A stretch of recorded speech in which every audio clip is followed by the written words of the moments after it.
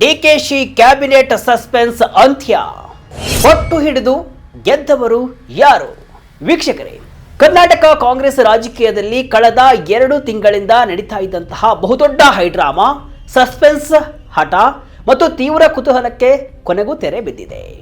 ಸಚಿವ ಸ್ಥಾನ ಸಿಗುತ್ತೋ ಇಲ್ಲವೋ ಎನ್ನುವಂತಹ ಮೊದಲ ಹಂತದ ಲಾಬಿಯಿಂದ ಹಿಡಿದು ನನಗೆ ಇದೇ ಖಾತೆ ಬೇಕು ಅಂತ ಪಟ್ಟು ಹಿಡಿದು ಕುಳಿತಂತಹ ನಾಯಕರ ಹಠದವರೆಗೆ, ಕೈ ಅಂಗಳದಲ್ಲಿ ನಡೆದಂತಹ ಸರಣಿ ಸಭೆಗಳು, ಹೈಕಮಾಂಡ್ ಅಂಗಳದ ಪಂಚಾಯಿತಿಗಳು ಎಲ್ಲವೂ ಕೂಡ ಈಗ ಮುಕ್ತಾಯಗೊಂಡಿದೆ.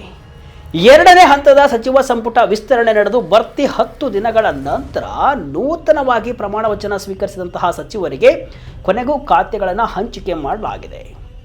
ಮುಖ್ಯಮಂತ್ರಿ ಡಿ ಕೆ ಶಿವಕುಮಾರ್ ಅವರ ಕಂಪ್ಲೀಟ್ ಟೀಮ್ ಈಗ ರೆಡಿಯಾಗಿದೆ.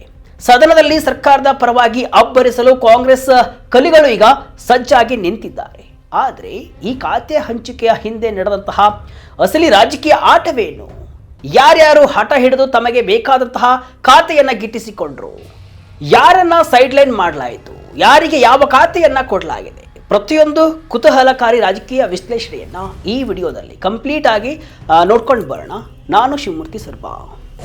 ಸಿಎಂ ಡಿಕೆಶಿ ಕೈಯಲ್ಲಿ ಯಾವ್ಯಾವ ಖಾತೆ, ಯಾರಿಗೆ ಯಾವ ಖಾತೆಯನ್ನ ಕೊಡಲಾಗಿದೆ? ಬನ್ನಿ ವೀಕ್ಷಕರೇ, ಈಗ ಡಿ ಕೆ ಶಿವಕುಮಾರ್ ಸರ್ಕಾರದ ಸಂಪೂರ್ಣ 33 ಸಚಿವರ ಮತ್ತು ಅವರ ಖಾತೆಗಳ ವಿವರವನ್ನು ನೋಡ್ತಾ ಹೋಗೋಣ. ಓಕೆ, ಡಿ ಕೆ ಶಿವಕುಮಾರ್ ಬಳಿ ಮುಖ್ಯಮಂತ್ರಿ ಸ್ಥಾನ ಇದೆ. ಅದರ ಜೊತೆಗೆ ಹಣಕಾಸು, ಸಂಪುಟ ವ್ಯವಹಾರಗಳು, ಸಿಬ್ಬಂದಿ ಮತ್ತು ಆಡಳಿತ ಸುಧಾರಣೆ ಅಂದರೆ DPAR, ಇನ್ನೊಂದು ಗುಪ್ತಚರ ಇಲಾಖೆ, ಇನ್ನೊಂದು ಬೆಂಗಳೂರು ಅಭಿವೃದ್ಧಿ ಪ್ರಾಧಿಕಾರ, BMRDA ಹಾಗೂ ಇನ್ನು ಯಾವ್ಯಾವ ಖಾತೆಗಳು ಹಂಚಿಕೆ ಆಗಿಲ್ವಲ್ಲ ಅವೆಲ್ಲ ಖಾತೆಗಳು ಕೂಡ ಡಿಕೆಶಿ ಬಳಿಯೇ ಇದೆ. ಅಂದರೆ ಮಹಿಳಾ ಮತ್ತು ಮಕ್ಕಳ ಕಲ್ಯಾಣ ಇಲಾಖೆ ಕೂಡ ಡಿಕೆಶಿ ಬಳಿಯೇ ಇದೆ. ಇನ್ನು ಡಾಕ್ಟರ್ ಜಿ ಪರಮೇಶ್ವರ್ ಇವರು DCM ಆಗಿದ್ದಾರೆ. ಅದರ ಜೊತೆಗೆ ಕಂದಾಯ, ಕ್ರೀಡೆ, ಯುವ ಸಬಲೀಕರಣ ಖಾತೆಯು ಕೂಡ ಇವರ ಬಳಿ ಇದೆ. ಇನ್ನು ಪ್ರಿಯಾಂಕ್ ಖರ್ಗೆ ಗೃಹ ಇಲಾಖೆ, ಮಾಹಿತಿ ತಂತ್ರಜ್ಞಾನ ಮತ್ತು ಜೈವಿಕ ತಂತ್ರಜ್ಞಾನ, ಆನಂತರ ಆಡಳಿತ ಇಲಾಖೆ ಕೂಡ ಇವರಿಗೆ ಸೇರಿದೆ. ಇನ್ನು KH ಮುನಿಯಪ್ಪ ಸಮಾಜ ಕಲ್ಯಾಣ ಇಲಾಖೆ ಇವರ ಜೊತೆಗೆ ಇದೆ. ಇನ್ನು ಈಶ್ವರ್ ಖಂಡ್ರೆ ಗ್ರಾಮೀಣ ಅಭಿವೃದ್ಧಿ ಮತ್ತು ಪಂಚಾಯತ್ ರಾಜ್ ಇಲಾಖೆ ಇದೆ. ನಂತರ ಡಾಕ್ಟರ್ ಶರಣಪ್ರಕಾಶ್ ಪಾಟೀಲ್ ಅವರು ವೈದ್ಯಕೀಯ ಶಿಕ್ಷಣ ಮತ್ತು ಕೌಶಲ್ಯ ಅಭಿವೃದ್ಧಿ ಇಲಾಖೆ. ಇನ್ನು ಸತೀಶ್ ಜಾರಕಿಹೊಳಿ ಅವರು ಲೋಕೋಪಯೋಗಿ ಇಲಾಖೆ ಇವರ ಬಳಿ ಇದೆ. ಇನ್ನು MB ಪಾಟೀಲ್ ಅವರಿಗೆ ಬೃಹತ್ ಮತ್ತು ಮಧ್ಯಮ ಕೈಗಾರಿಕೆ ಇಲಾಖೆಯನ್ನು ಕೊಡಲಾಗಿದೆ. ಇನ್ನು ರಾಮಲಿಂಗಾರೆಡ್ಡಿ ಅವರಿಗೆ ಅರಣ್ಯ ಮತ್ತು ಪರಿಸರ ಇಲಾಖೆಯನ್ನು ಕೊಡಲಾಗಿದೆ. ಇನ್ನು KJ ಜಾರ್ಜ್ ಅವರಿಗೆ ಇಂಧನ ಪ್ರವಾಸೋದ್ಯಮ ಇಲಾಖೆಯನ್ನು ಕೊಡಲಾಗಿದೆ. ಇನ್ನು ಕೃಷ್ಣ ಬೈರೇಗೌಡ ಅವರಿಗೆ ಬೆಂಗಳೂರು ಅಭಿವೃದ್ಧಿ ಇಲಾಖೆಯನ್ನು ಕೊಡಲಾಗಿದೆ. ನಂತರ ಬೈರತಿ ಸುರೇಶ್ ಅವರಿಗೆ ಸಾರಿಗೆ ಇಲಾಖೆ, ಸಂತೋಷ್ ಲಾಡ್ ಅವರಿಗೆ ಕಾರ್ಮಿಕ ಇಲಾಖೆ, ಇನ್ನು ಮಧು ಬಂಗಾರಪ್ಪ ಪ್ರಾಥಮಿಕ ಮತ್ತು ಪ್ರೌಢ ಶಿಕ್ಷಣ ಇಲಾಖೆಯನ್ನು ಕೊಡಲಾಗಿದೆ. N ಚೆಲುವರಾಯ ಸ್ವಾಮಿ ಅವರಿಗೆ ಜಲಸಂಪನ್ಮೂಲ ಖಾತೆಯನ್ನು ಕೊಡಲಾಗಿದೆ.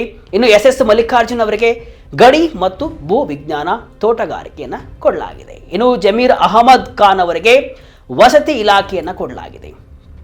ಇನ್ನು ಅಥಣಿ ಶಾಸಕ ಲಕ್ಷ್ಮಣ ಸವದಿ ಅವರಿಗೆ ಸಹಕಾರ ಮತ್ತು ಕೃಷಿ ಉತ್ಪನ್ನ ಮಾರುಕಟ್ಟೆ ಇಲಾಖೆಯನ್ನು ಕೊಡಲಾಗಿದೆ. ಇನ್ನು ರುದ್ರಪ್ಪ ಲಮಾಣಿ ಸಕ್ಕರೆ ಮತ್ತು ಜವಳಿ ಇಲಾಖೆ, ಅನಂತರ ಬಸವರಾಜ ರಾಯರೆಡ್ಡಿ ಅವರಿಗೆ ಉನ್ನತ ಶಿಕ್ಷಣ ಇಲಾಖೆಯನ್ನು ಕೊಡಲಾಗಿದೆ. ಅನಂತರ ಪುಟ್ಟರಂಗ ಶೆಟ್ಟಿ ಅವರಿಗೆ ಪಶು ಸಂಗೋಪನಾ ಇಲಾಖೆಯನ್ನು ಕೊಡಲಾಗಿದೆ. ಇನ್ನು B ನಾಗೇಂದ್ರ ಅವರಿಗೆ ಸಾಂಖ್ಯಿಕ ಮತ್ತು ಯೋಜನಾ ಇಲಾಖೆಯನ್ನು ಕೊಡಲಾಗಿದೆ. ಇನ್ನು ಶಿವರಾಜ ತಂಗಡಿ ಅವರಿಗೆ ಹಿಂದುಳಿದ ವರ್ಗಗಳು ಮತ್ತು ಕನ್ನಡ ಸಂಸ್ಕೃತಿ ಇಲಾಖೆಯನ್ನು ಕೂಡ ಕೊಡಲಾಗಿದೆ. ನೆಕ್ಸ್ಟು PM ನರೇಂದ್ರ ಸ್ವಾಮಿ ಇವರಿಗೆ ಕೃಷಿ ಇಲಾಖೆ ಮೇನ್ ಇಲಾಖೆಯನ್ನು ಇವರಿಗೆ ಕೊಡಲಾಗಿದೆ. ನೆಕ್ಸ್ಟು ರಿಜ್ವಾನ್ ಅರ್ಷದ್ ಅವರಿಗೆ ಆಹಾರ ಮತ್ತು ನಾಗರಿಕ ಪೂರೈಕೆ ಇಲಾಖೆಯನ್ನು ಕೊಡಲಾಗಿದೆ. ನೆಕ್ಸ್ಟ್ ಡಾಕ್ಟರ್ ಅಜಯ್ ಸಿಂಗ್ ಅವರಿಗೆ ಸಣ್ಣ ನೀರಾವರಿ ವಿಜ್ಞಾನ ಮತ್ತು ತಂತ್ರಜ್ಞಾನ ಇಲಾಖೆಯನ್ನು ಕೊಡಲಾಗಿದೆ. ಇನ್ನು T ರಘುಮೂರ್ತಿ ಅವರಿಗೆ ಪರಿಶಿಷ್ಟ ಪಂಗಡ ಕ್ಷೇಮಾಭಿವೃದ್ಧಿ ಇಲಾಖೆಯನ್ನು ಕೊಡಲಾಗಿದೆ. HC ಬಾಲಕೃಷ್ಣ ಪೌರಾಡಳಿತ ಇಲಾಖೆ, ಅನಂತರ KS ಬಸವಂತಪ್ಪ ಬಂದರು ಮೀನುಗಾರಿಕೆ ಮತ್ತು ಮುಜರಾಯಿ ಇಲಾಖೆಯನ್ನು ಕೊಡಲಾಗಿದೆ. ಇನ್ನು KM ಶಿವಲಿಂಗೇಗೌಡ ಅವರಿಗೆ ಅಬಕಾರಿ ಖಾತೆಯನ್ನು ಕೊಡಲಾಗಿದೆ. ವಿಜಯಾನಂದ ಕಾಶ್ಯಪ್ಪನವರಿಗೆ ಸಣ್ಣ ಕೈಗಾರಿಕೆ ಮತ್ತು ಸಾರ್ವಜನಿಕ ಉದ್ಯಮ, ಯತೀಂದ್ರ ಸಿದ್ದರಾಮಯ್ಯನವರಿಗೆ ನಗರಾಭಿವೃದ್ಧಿ ಇಲಾಖೆಯನ್ನು ಕೊಡಲಾಗಿದೆ. ಅನಂತರ UT ಖಾದರ್ ಆರೋಗ್ಯ, ಕುಟುಂಬ ಕಲ್ಯಾಣ, ಅಲ್ಪಸಂಖ್ಯಾತರ ಕಲ್ಯಾಣ ಹಾಗೂ ವಕ್ಫ್ ಇಲಾಖೆಯನ್ನು ಇವರಿಗೆ ಕೊಡಲಾಗಿದೆ. ಇದಿಷ್ಟು ಡಿಕೆಶಿ ಸಂಪುಟದ ಸಚಿವರು. ರಾಮಲಿಂಗಾರೆಡ್ಡಿ, KH ಮುನಿಯಪ್ಪ ಪಟ್ಟು, ಬೆಂಗಳೂರು ನಗರಾಭಿವೃದ್ಧಿ ಖಾತೆಗೆ ಬಿಗ್ ಫೈಟ್. ವೀಕ್ಷಕರೇ, ಕಾಂಗ್ರೆಸ್ನಲ್ಲಿ ಸಚಿವರನ್ನ ಆಯ್ಕೆ ಮಾಡುವುದಷ್ಟೇ ಅಲ್ಲ, ಅವರಿಗೆ ಖಾತೆ ಹಂಚುವುದು ಕೂಡ ಬೆಟ್ಟ ಅಗಿಯುವಷ್ಟೇ ಕಷ್ಟದ ಕೆಲಸವಾಗಿತ್ತು. ಕೊನೆ ಕ್ಷಣದವರೆಗೂ ಸಚಿವರ ಪಟ್ಟಿಯಲ್ಲಿ ಬದಲಾವಣೆಗಳನ್ನು ಮಾಡಲಾಗಿತ್ತು. ಇನ್ನು ಖಾತೆ ಹಂಚಿಕೆಯ ವಿಷಯ ಬಂದಾಗ ಹಿರಿಯ ನಾಯಕರಾದಂತಹ ರಾಮಲಿಂಗಾರೆಡ್ಡಿ ಹಾಗೂ KH ಮುನಿಯಪ್ಪ ತಮ್ಮ ಹಠ ಸಕ್ಸಸ್ ಮಾಡಿಕೊಂಡಿದ್ದಾರೆ. ಇವರ ಮುನಿಸಿಗೆ ಈಗ ಹೈಕಮಾಂಡ್ ಮಣಿದಿದೆ ಅಂತಾನೆ ಹೇಳಲಾಗ್ತಾ ಇದೆ. ಹಿರಿಯ ನಾಯಕ ರಾಮಲಿಂಗಾರೆಡ್ಡಿ ಅವರಿಗೆ ಬೆಂಗಳೂರು ನಗರಾಭಿವೃದ್ಧಿ ಖಾತೆ ಬೇಕೇ ಬೇಕು ಅಂತ ತೀವ್ರ ಪಟ್ಟನ್ನು ಹಿಡಿದುಕೊಳ್ತಿದ್ರು. ಆದರೆ ಕೊನೆಯ ಕ್ಷಣದಲ್ಲಿ ಆ ಪ್ರಭಾವಿ ಖಾತೆಯನ್ನು ಕೃಷ್ಣ ಬೈರೇಗೌಡ ಅವರ ಮಡಿಲಿಗೆ ಹಾಕಲಾಯಿತು. ಇದರಿಂದ ಮುನಿಸಿಕೊಂಡಿದ್ದಂತಹ ರಾಮಲಿಂಗಾರೆಡ್ಡಿ ಅವರು ಬೇರೆ ಪ್ರಭಾವಿ ಖಾತೆ ನೀಡಲೇಬೇಕು ಅಂತ ಹಠ ಹಿಡಿದಿದ್ರು. ಕೊನೆಗೆ ಅವರ ಹಠಕ್ಕೆ ಮಾಡಿದಂತಹ ನಾಯಕತ್ವ ಅವರಿಗೆ ಪ್ರಮುಖವಾದ ಅರಣ್ಯ ಮತ್ತು ಪರಿಸರ ಇಲಾಖೆಯನ್ನು ಈಗ ಕೊಡಲಾಗಿದೆ.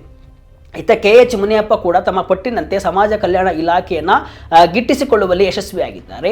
ಮುನಿಯಪ್ಪ ಅವರಿಗೆ ಮೊದಲು ಆಹಾರ ಇಲಾಖೆಯನ್ನು ಕೊಡಲಾಗಿತ್ತು. ಈಗ ಸಮಾಜ ಕಲ್ಯಾಣ ಇಲಾಖೆ ನನಗೆ ಬೇಕೇ ಬೇಕು ಅಂತ ಆ ಖಾತೆಯನ್ನು ಈಗ ಪಡೆದುಕೊಳ್ಳುವಲ್ಲಿ ಯಶಸ್ವಿಯಾಗಿದ್ದಾರೆ. ಕೃಷ್ಣ ಬೈರೇಗೌಡಗೆ ಬೆಂಗಳೂರು ಅಭಿವೃದ್ಧಿ ಲಕ್, ಚಲುವರಾಯಸ್ವಾಮಿಗೆ ಜಲಸಂಪನ್ಮೂಲದ ಹೊಣೆ. ಇನ್ನು ಈ ಖಾತೆ ಹಂಚಿಕೆಯಲ್ಲಿ ಕೆಲ ಪ್ರಮುಖ ಬದಲಾವಣೆಗಳು ನಡೆದಿವೆ.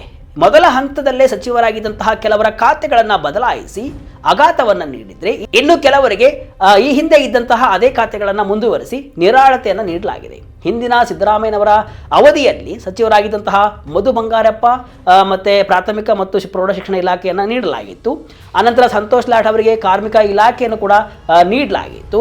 ಆದರೆ ಚಲುವರಾಯಸ್ವಾಮಿ ಅವರಿಗೆ ಅತ್ಯಂತ ಶಕ್ತಿಶಾಲಿ ಹಾಗೂ ಮಹತ್ವದ ಜಲಸಂಪನ್ಮೂಲ ಇಲಾಖೆಯನ್ನು ಕೊಡಲಾಗಿದೆ. ಇವರಿಗೆ ಮೊದಲು ಕೃಷಿ ಇಲಾಖೆಯನ್ನು ಕೊಟ್ಟಿತ್ತು. ತದನಂತರ ಕೊನೆಯ ಕ್ಷಣದಲ್ಲಿ ಅದನ್ನು ಚೇಂಜ್ ಮಾಡಲಾಗಿದೆ.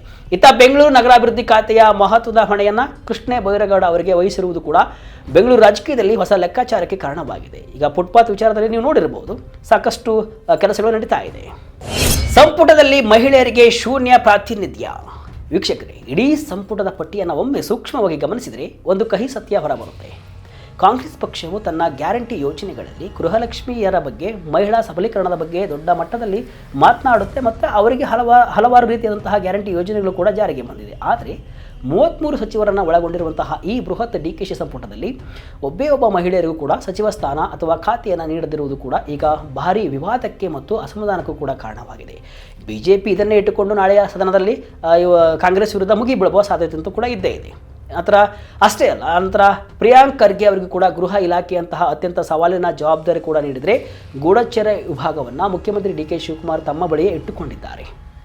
ಇತ್ತ ಯತೀಂದ್ರ ಸಿದ್ದರಾಮಯ್ಯ ಅವರಿಗೆ ನಗರಾಭಿವೃದ್ಧಿ ಇಲಾಖೆ ನೀಡಿರುವುದು ಕೂಡ ಪಕ್ಷದಲ್ಲಿದ್ದಂತಹ ಆಂತರಿಕ ಲೆಕ್ಕಾಚಾರಗಳನ್ನು ಶಮನಗೊಳಿಸುವಂತಹ ತಂತ್ರ ಅಂತಾನೆ ಕೂಡ ಈಗ ವಿಶ್ಲೇಷಣೆ ಮಾಡಲಾಗ್ತಾ ಇದೆ. ಇನ್ನು ಪ್ರಾದೇಶಿಕ ಸಮತೋಲನ ಕಾಯ್ದುಕೊಳ್ಳುವಲ್ಲೂ ಕೂಡ ಯತ್ನಿಸಲಾಗಿದ್ದರೂ ಕೂಡ ಖಾತೆ ಹಂಚಿಕೆಯ ಹೈಡ್ರಾಮಾ ಕಾಂಗ್ರೆಸ್ನೊಳಗಿನ ಆಂತರಿಕ ಅಸಮಾಧಾನಗಳನ್ನು ಪೂರ್ತಿಯಾಗಿ ಶಮನ ಮಾಡದಂತೆ ಕಾಣಿಸ್ತಾ ಇಲ್ಲ.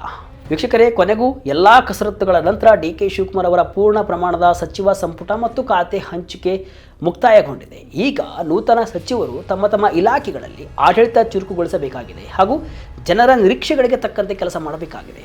ಹಿರಿಯ ನಾಯಕರ ಪಟ್ಟು, ಹೈಕಮಾಂಡ್ ಲೆಕ್ಕಾಚಾರ ಹಾಗೂ ಪ್ರಾದೇಶಿಕ ಸಮತೋಲನದ ನಡುವೆ ಈ ನೂತನ ಟೀಮ್ DKಶಿ ರಚನೆಯಾಗಿದೆ. ಆದರೆ ಈ ಸಂಪುಟದಲ್ಲಿ ಮಹಿಳಾ ಪ್ರಾತಿನಿಧ್ಯದ ಶೂನ್ಯತೆ ಮತ್ತು ಪ್ರಭಾವಿ ಖಾತೆಗಳಿಗಾಗಿ ನಡೆದಂತಹ ಒಳಜಗಳದ ಕಿಚ್ಚು ಪೂರ್ತಿ ಆರಿಲ್ಲ ಎಂಬುದು ಕೂಡ ಸ್ಪಷ್ಟ. ಈಗಿನ ನಿಜವಾದ ಸವಾಲು ಏನಪ್ಪಾ ಅಂದರೆ ಖಾತೆಗಳ ಹಂಚಿಕೆಯ ನಂತರದ ಅಸಮಾಧಾನಗಳನ್ನು ಶಮನಗೊಳಿಸಿ ಜನಸಾಮಾನ್ಯರಿಗೆ ಕೊಟ್ಟಂತಹ ಭರವಸೆಗಳನ್ನು ಈಗ ಸಚಿವರು ಹೇಗೆ ಈಡೇರಿಸ್ತಾರೆ ಎಂಬುದು ಕೂಡ ಕುತೂಹಲ. ಈಗ ಖಾತೆ ವಿಚಾರವಾಗಿ ಮತ್ತೊಂದು ಸುತ್ತಿನ ಅಸಮಾಧಾನ ಕೂಡ ಇಳುವ ಸಾಧ್ಯತೆ ಅಂತೂ ತಳ್ಳಿ ಹಾಕುವಂತಿಲ್ಲ. ನೋಡೋಣ ಮುಂದೇನಾಗುತ್ತೆ ಅಂತ. ಇದಿಷ್ಟು ಇವತ್ತಿನ ವಿಶೇಷ. ಇದೇ ರೀತಿಯ ಹಲವು ವಿಶ್ಲೇಷಣೆ, ಮಾಹಿತಿ ಅಷ್ಟೇ ಅಲ್ಲ, ಮನರಂಜನೆಯ ವಿಡಿಯೋಗಳಿಗಾಗಿ ವಿಜಯ ಕರ್ನಾಟಕ ವೆಬ್ಸೈಟ್, ಫೇಸ್ಬುಕ್ ಹಾಗೂ ಯೂಟ್ಯೂಬ್ ಪೇಜನ್ನು ಫಾಲೋ ಮಾಡ್ತಾ ಇರಿ. ಧನ್ಯವಾದಗಳು.